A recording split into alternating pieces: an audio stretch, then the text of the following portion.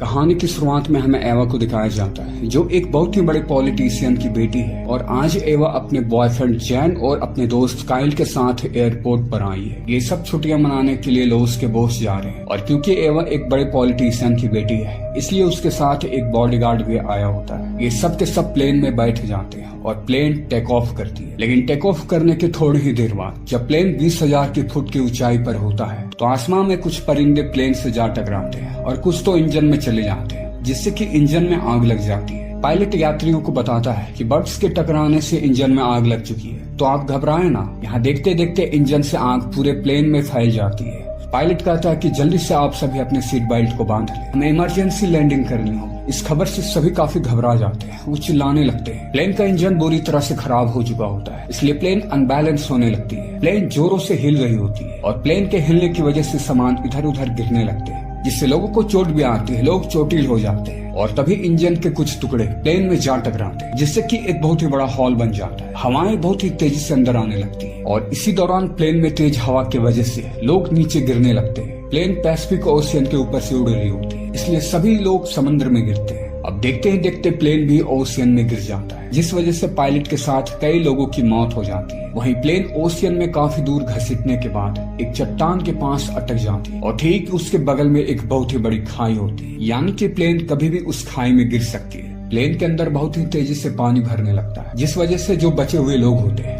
वो प्लेन के पिछले वाले हिस्से में जाना शुरू कर देते हैं, क्योंकि वहाँ अभी तक पानी नहीं पहुँचा होता। ये सभी अपनों को ढूंढने लगते हैं। एवा जैन को ढूंढ रही होती है, पर वो कहीं नहीं दिख रहा होता है। एवा को लगता है कि उसका बॉयफ्रेंड मारा गया, लेकिन तभी जैन पानी से बाहर आता है। एवा उसे देखकर काफी खुश होती है। इन्हें एक बच्चे की रोने की आवाज आती है, जो अपने ग्रैंड मदर के साथ पानी में फंसी होती है। एवा का बॉडीगार्ड तुरंत उन्हें बचाने जाता है और उन्हें प्लेन के पीछे वाले हिस्से में ले आता है। अब यहाँ पे कुछ ही लोग बचे हुए हैं। इन्हें बाहर अजीब आवाज सुनाई देती है, जो ओशियन में रह रहे सी क्रिएचर के थे, क्योंकि ये समुद्र के काफी गहराई में फंसे हुए थे। इनके आसपास बहुत ही खतरनाक सी क्रिएचर होते हैं। एवा का बॉडीगार्ड कहता है कि आप सभी घबराएं ना, हमें जल्द ही रेस्क्यू कर लिया जाएगा। हालांकि उसे काफी चोट लगी है, पर फिर भी वो हिम्मत दिखाता है कि लोग डरे ना। वो कहता है कि मदद आने तक हम सभी को अपने आप को सेफ रखना होगा और फिलहाल अभी हमें अपनी जरूरत की चीजों को स्टोर करना है। तभी फ्लाइट अटेंडेंट सभी को बताता है कि प्लेन क्रैश होने से पहले पायलट ने इसकी इन्फॉर्मेशन दे दी थी, तो हमारे पास मदद आती ही होगी। पर इनके पास दिक्कत ये होती है कि प्लेन में बस एक ही ऑक्सीजन सिलेंडर बची होती और जो 2 सिलेंडर थे वो खाली थे। तभी रोज की ग्रैंड मदर कहती है कि हमारे सीट के बगल में एक पेशेंट था जिसके पास एक ऑक्सीजन सिलेंडर था,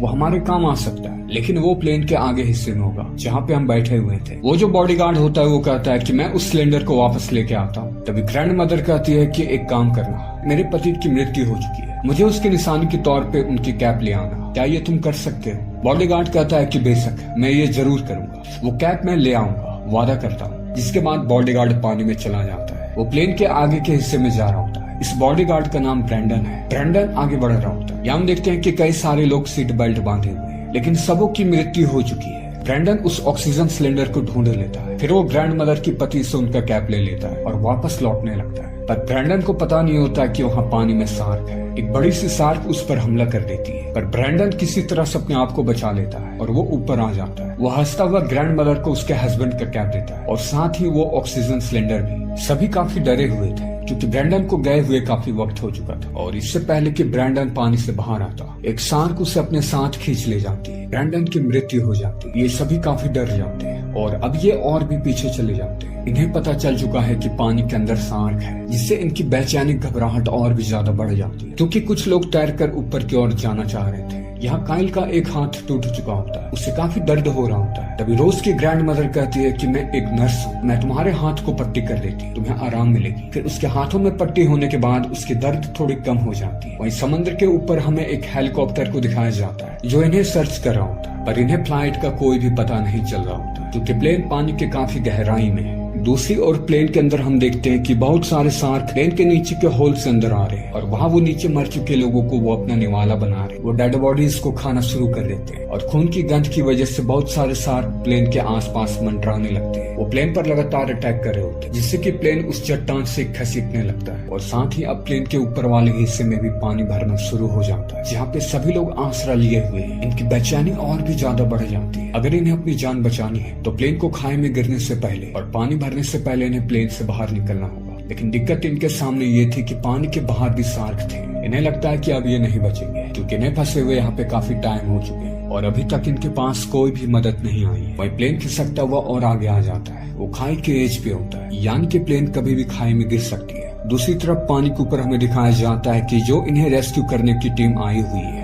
वो वापस से लौट रहे हैं, पर जब वो जा रहे होते तभी उन्हें प्लेन का कुछ मलबा पानी में तैरता हुआ दिखाई देता है, जिससे कि वो समझ जाते हैं कि प्लेन यहीं पे ही डूबा है। इसलिए 2 डाइवर पानी में कूद जाते हैं उनका पता लगाने के लिए और जल्द ही उन्हें प्लेन मिल भी जाता है। एक प्लेन के अंदर जाता है और दूसरा प्लेन के बाहर ही होता है। वो लोगों को देख रहा होता है और उन्हें इशारा कर रहा होता है कि आप सभी घबराए ना, आप सभी को बचा लिया जाएगा। और तभी उसके पीछे एक शार्क आ जाती है। ये सभी उसे वहाँ से हटने को करते हैं पर वो समझ नहीं पाता और वो शार्क उसे अपने साथ खींच ले जाती है और तभी इन्हें एक और चीख की आवाज सुनाई देती है। दूसरे डाइवर की थी। इससे ये समझ जाते हैं कि ये 2 लोग थे जो दोनों मर चुके हैं। उनकी मौत से इनकी उम्मीदें टूट जाती है। ये फिर से निराश हो जाते हैं। एवा कहती है कि हमें उनके पास से उनके सामानों को लाना होगा। उनके पास कुछ स्विमिंग जैकेट, कुछ सिलेंडर हो सकते हैं। अब यहाँ से हमें खुद ही निकलने की कोशिश करनी होगी क्योंकि हमारे पास वक्त बहुत ही कम है। जैन देखता है कि प्लेन के नीचे वाले हिस्से में उनका सामान है पर वहाँ नीचे जाना खतरे से खाली नहीं है। जैन सीट पर से पानी में नीचे देख रहा होता है कि अभी शार्क वहाँ आसपास है या नहीं है, पर तभी अचानक से उसका पाँव स्लिप कर जाता है और वो पानी में गिर जाता है। सभी लोग काफी डर जाते हैं। एवा कहती है कि तुम जल्दी से पानी से बाहर आ जाओ, पर वो पानी से बाहर नहीं आ रहा होता है तो एवा रोने लगती है और तभी जैन पानी से बाहर आता है और उन सभी को देखकर हंसने लगता है। दरअसल वो उनके साथ मजाक कर रहा होता है पर इस मजाक में असल में वहाँ पे एक शार्क आ जाती है और उसके पाँव को दबोच कर नीचे ले जाने लगती है। पर ये लोग जैन को पकड़ लेते हैं और किसी तरह से जैन की जान बच जाती है। पर वो काफी जख्मी हो चुका होता है, उसे दर्द बर्दाश्त नहीं हो रहा होता है। अभी रोज की ग्रैंड मदर उसके खून को रोकने के लिए उसके पाँव को बेल्ट से बांध देती है। एवा कहती है कि प्लीज मुझे छोड़कर मत जाना, मुझे तुम्हारी जरूरत है, अपनी आंखें बंद मत करना। अब एवा अपने बॉयफ्रेंड को बचाने के लिए खुद पानी में जाने का फैसला करती है। फ्लाइट अटेंडेंट पीछे का डोर खोल देता है और एवा फ्लेयर के साथ नीचे जाने लगती है जहाँ उसे डाइवर के लाए सामान मिल जाते हैं। वो जल्दी से बैग को लेकर ऊपर आने लगा पर तभी एक बड़ा सा ऑक्टोपस उस पर हमला कर देता है जिस वजह से एवा की फ्लेयर बुझ जाती है। चारों तरफ अंधेरा छा जाता है। इन्हें लगता है कि एवा भी अब मारी जा चुकी है, इसलिए अब फ्लाइट अटेंडेंट अब नीचे जाने को वो तैयार होता है और तभी एवा पानी से बाहर आ जाती है। उसके हाथ में वो बैग भी होता है। बैग में इन्हें 4 डाइविंग सूट और मास्क मिलते हैं। वहीं प्लेन में हलचल बढ़ चुकी होती है क्योंकि प्लेन खिसकते हुए धीरे धीरे खाई में गिर रही होती है। एवा अपने बॉयफ्रेंड के पास जाती है और उससे कहती है कि अब हम यहाँ से निकलने वाले हैं, पर वो देखती है कि उसकी सांसें बंद हो चुकी है, उसकी मृत्यु हो चुकी है। अपने बॉयफ्रेंड के खोने से एवा काफी टूट जाती है। वो जोरों से चिल्लाने लगती है पर यहाँ पे जो लोग थे उन्हें भी बचाना था, इसलिए एवा अपने आप को संभालती है और सबों से कहती है कि हमारे पास समय बहुत कम है। काइल कहता है कि मुझे तैरना नहीं आता है, मैं तो मर ही जाऊंगा। एवा कहती है कि तुम इस जैकेट को पहनना और फिर इस जैकेट की नोजल को खोल देना, तुम्हें तैरने की जरूरत नहीं पड़ेगी। ये सब के सब यहाँ से निकलने की तैयारी करने लगते हैं। ये सब अपने जैकेट को पहन लेते हैं। वहीं प्लेन और खिसकते हुए खाई के गिरने के मुहाने पर होता है। इन्हें यहाँ से जल्दी निकलना होगा। रोज की ग्रैंड मदर कहती है कि मेरी वजह से तुम लोगों की रफ्तार धीमी हो जाएगी और हमारे पास उतना ऑक्सीजन भी नहीं है। वो एवा से कहती है कि तुम मेरी इस छोटी सी बच्ची का ध्यान रखना। एवा कहती है कि आप इसकी चिंता ना करें। जिसके बाद ये ग्रैंड मदर को वहीं पे छोड़कर आगे बढ़ने लगते हैं। लेकिन प्लेन से निकलते वक्त इनके सामने शार्क आ जाती है और जैसा कि रोज ने बताया था कि शार्क बबल से डरते हैं। एवा शार्क के मुंह पर ऑक्सीजन की बबल छोड़ती है जिससे कि शार्क भाग जाते हैं। फिर ये जल्दी से आगे बढ़ने लगते हैं। ये प्लेन के नीचे वाले हिस्से में होते हैं। काइल को पानी से डर लग रहा होता है, इसलिए वो एक जगह पर रुक जाता है। तभी फ्लाइट अटेंडेंट देखता है कि काइल नहीं है। वो देखता है कि काइल घबरा रहा है, डर रहा है। वो काइल की मदद करने के लिए जाने लगता है और तभी एक शार्क काइल पर हमला कर देती है। काइल की मृत्यु हो जाती है और अब ये सिर्फ 3 लोग बचे हुए हैं, एवा, रोज और एक फ्लाइट अटेंडेंट। इनके पास जो बचा हुआ एक ऑक्सीजन होता है, ये बारी बारी से सांस ले रहे होते हैं। अब प्लेन के बाहर आते ही एवा उन्हें ऑक्सीजन सिलेंडर दे देती है और उनसे कहते हैं कि ये ऑक्सीजन सिलेंडर अब तुम अपने पास रखो। फिर जब ये ऊपर जाने वाले होते हैं, जैकेट का नोजल खोलने वाले होते हैं, एवा उस ऑक्सीजन सिलेंडर से एक लंबी गहरी सांस लेती है और फिर वो ऑक्सीजन सिलेंडर उन्हें दे देती है। ये दोनों जैकेट के नोजल को खोलते हैं और दोनों ऊपर बढ़ने लगते हैं। एवा भी अपने जैकेट के नोजल को खोलने वाली होती है कि तभी वहाँ पे शार्क आ जाती है। एवा शार्क से बचने के लिए वो फिर से प्लेन के अंदर चली जाती है